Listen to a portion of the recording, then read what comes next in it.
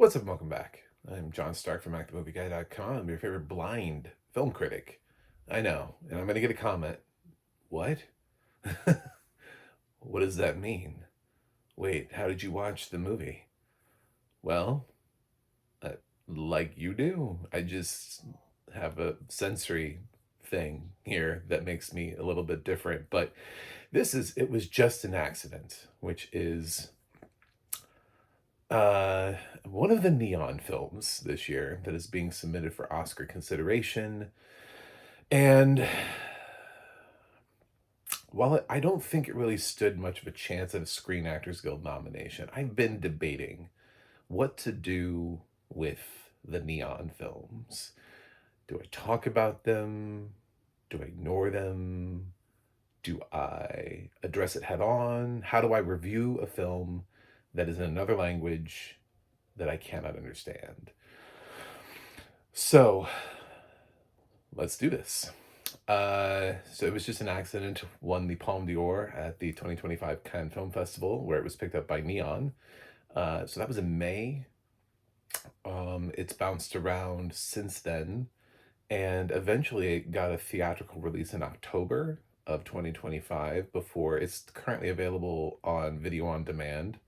I got this movie a while ago, and I've sat on this because I didn't really want to get into it in the middle of awards season, in the middle of me voting, in the middle of all that kind of stuff. I just really didn't want to get into it. But at the same time, last year I went and reviewed Amelia Perez and I reviewed Flow, two films which, when they originally premiered, did not have audio description. And I was told that my reviews of both were at least somewhat instrumental in them gaining audio description.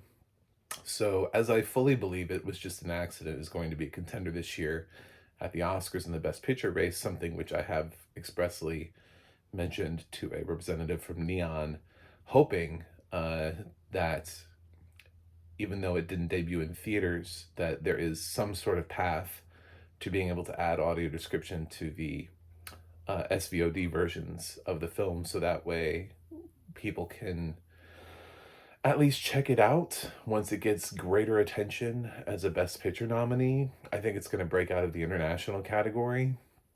So, um, obviously, director Jafar Panahi put, his soul into this. I did sit through this, and it's interesting always to sit through international films and to see what it is that you can get out of it. It's a lot of cityscape. I think I got into a conversation with somebody in one of my critics groups about sound design because there was a film that was made. It was low budget, admittedly, but the sound design on it was like not great, you know, like this quality, but it was like a film. And I was like, how is it that Jafar Panahi's film sounds amazing and he's like illegally filming? He's not supposed to be filming. He currently faces a 1-year prison sentence should he return to Iran. Don't do it, dude. I mean, I know you want to. Just save yourself. Make films that look like they're shot in Iran but really aren't, about Iranian politics. um, it's and over what? I mean, he made art. I don't even think he made art that was, deeply and highly critical of Iran. He just made art. So this movie isn't like topple the system. It does deal with a group of people who are political prisoners at some point in their life, and they have an opportunity to potentially seek revenge against somebody who inflicted a little bit of pain against them while they were, captive.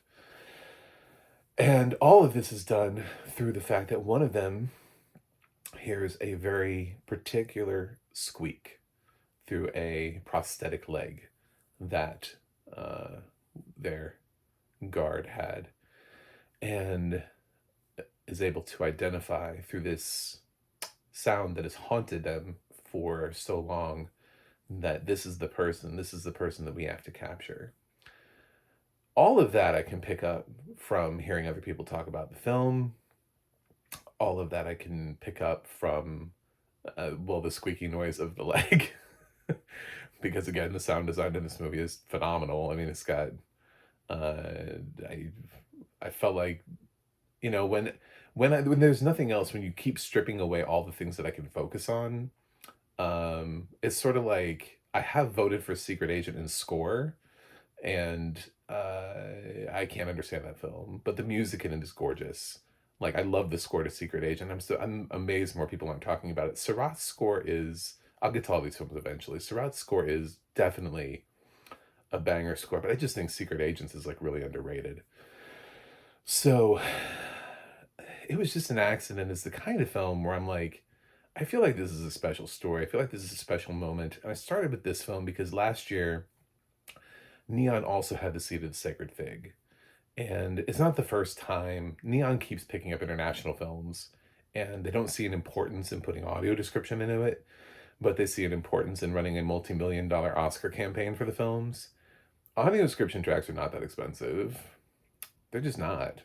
And for a company that is able to actually produce their own films, they're not just a distribution arm. Like, it's not like I'm yelling at, I don't know, Quiver or uh, Brainstorm Media, or even some of the bigger ones like Oscilloscope and I'm trying to think of which ones don't make their own films. Uh, what else? Greenwich. Um, yeah, there's some companies that are just, I know what their level is, and not they're not really trying to play, which is why they have a hard time breaking into anything outside of like indie spirits. You know, they can't really get into the major competition things. Even like roadside attractions this year is having a hard time getting things like Twinless and Kiss of the Spider Woman and uh, Dust Bunny into meaningful races. It's like they've all gotten noticed somewhere along the way, but ultimately they're not going to get Oscar consideration. And they paired with Lionsgate on those for distribution. So I don't know. Um, and those films have audio description, by the way. So what to do with this? I I want people to be able to experience it. It's just that simple. And in a fresh, rotten world, uh, what do I do with this? You know, there's something about the experience of Voice of Haim Rajab and the fact that the film does use some English that made me, I didn't score it, but I slid it a fresh score. I admittedly did that. But that film at least has them speaking in English at points in the film. This film has no English. None of the characters ever need to talk to anybody in English. They don't have a friend over in America that they have to call. So the film is just completely like some sort of sensory deprivation experience where it's like sounds. It's like I've awakened in a foreign land and I can't see anything and I can't communicate to anybody, which would be actually kind of nightmarish, but uh and but I want to, you know, I want to know what it is and just with like a little bit of guidance understand. There are some films this year that have used that have commissioned at least a dubbing track. Left-Handed Girl in Belen did not provide audio description, but commissioned a dubbing track, which honestly, if you're going to do the dubbing, do the audio description because there's probably more of a need for people to have audio description than there is for dubbing. Like for people who choose dubbing but don't need the audio description because their vision is good enough, they're just kind of being lazy. It's like they don't want to read the movie. There's not nearly as much of a need for it as the people who would use that through the audio description. So it's kind of already a narrow window. I think with the cartoons, it makes a little bit more sense with anime and stuff like that, which is why it's a little bit, it still ends up being divisive among fans of anime because they'd like to at least have the option to hear the original cast and their expressiveness and everything behind it. Sometimes there's a range of quality within dub casts as well and all that kind of thing. But there's a much bigger debate here than the, I don't know, 15, 20 minutes or whatever I'm going to be able to give to. It was just an accident. But the fact is, I've been sitting here thinking about what does accessibility mean? When should it be provided? Um, at what point should somebody feel like that it rises to the occasion? At what point does a film become important enough that it should have crossed the minimum threshold?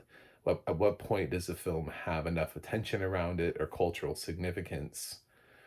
And my answer, after pondering this, even we literally even waiting, like I waited until we've got Golden Globe nominations that happened, the Critics' Choice have dropped, Screen Actors Guild nominations are out. I waited a while, and here's what I got for you. And this is what I'm going to stand on firmly, is it was the Golden Globes were what triggered the audio description for Amelia Perez. And it was that sort of recognition, in addition to, I guess, my review. I don't know, I guess they used that as a plea of like, here's what I can understand. Well, here I can't understand anything except for, the cars swinging by. There's a kid that was playing with something in the back of a car, like little noises and stuff that I recognize. But I mean, everything is like out of context, and I don't know. I mean, I can hear something, right, and not know the meaning behind it, or if there are people around that character, or if this scene is intended to be with full of tension, but I'm missing the tension because I don't see the visual cue. Whatever it is, there's just too much here to be able to connect with it on any meaningful level. But I want to, because Jafar Panahi risks his life to create art. And I understand, like, I'm in the confines of my house, and my biggest hurdle in life is accessibility. And I'm not at risk of being, hope I'm not, labeled a political prisoner. Um, but I just don't have enough subscribers for that. Talk about low hanging fruit. Uh, so, yeah, I can't give this a fresh score. I didn't grade Voice of Hamijab, and I'm not going to grade it was just an accident. But as it currently stands, it's rotten.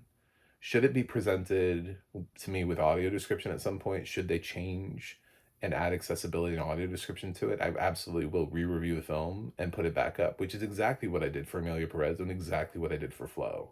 There's no reason for me to feel like, what if I piss off Neon? It's like, well, I did it to Netflix with Amelia Perez and I still get shit from Netflix.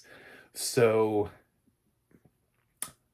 it's all in the company. And I've hidden from this for like 2 months out of like, you know, are they going to be mad? Because it has such a high Rotten Tomato score. So the minute I publish a review of it, it's going to be noticed. It's going to be like, oh my God, they gained a rotten review? Why? And it's basically because the film is inaccessible to blind people, and like fully inaccessible too. I'm not saying that we need, English characters in every single film, but it does, put your film at a disadvantage. But even for the films that they do have characters who are speaking in English, like Sentimental Value, they also didn't put audio description on, which that one, which I'll get to, kind of blew my mind. I mean, Elle Fanning. That's a whole different experience because she's in there talking in English. And I'm like, well, what do I do? But then it's all out of context because in and around her, everybody's talking in another language, and she's not the lead of that film. So I felt that was probably the most audacious choice. Like, if I had been told one of the films was getting audio description, I would have predicted it to be Sentimental Value based on the cast, based on the marketability of the fact that they have 3 actors that have been in English language movies. Renata Reinsve, Stellan Skarsgård, and Elle Fanning are easily accessible actors and marketable to American audiences. but they did not.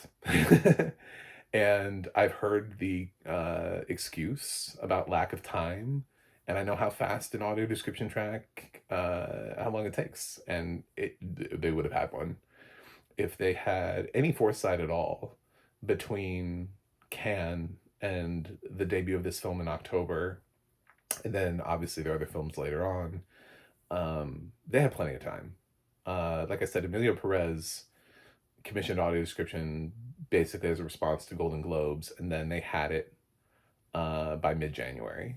So we're getting close to the time that Emilio Perez, which dropped at the end of October on Netflix, ended up having, or was that its theatrical, and then a week later it was on Netflix. Was it early November? I forget. I know it did that like theatrical window thing. It may have been late October theatrical, early November Netflix. I forget. Anyway, uh, yeah, it was mid-January when that thing popped up with an English audio description track. So we're here. We've reached the time. It could have been commissioned. It could have been here by now, and it's not. I can't find it anywhere with English audio descriptions, so this is the first of my Neon reviews. It was just an accident. Is rotten. No score given. It's hard to assess a film that I have no ability to, uh, that I'm being told is not for me, you know? It feels somewhat discriminatory in nature, but that's why I'm making this review, because I should have the same access to films that other people have access to. And I guess I do because I can press play, which means I should have the same access to uh, releasing my thoughts on the experience that I was presented. If the belief is that this is fine as is, and that it is that is the experience that has been created for everybody, and it need not be altered in any manner, um, then I'm here to challenge that expectation and that idea. It's not. I'm not on an even playing field, and it bears mentioning. So we'll see. But thanks for watching. Thanks for subscribing, and I will get to the other Neon films, and I'll see you guys on the other side.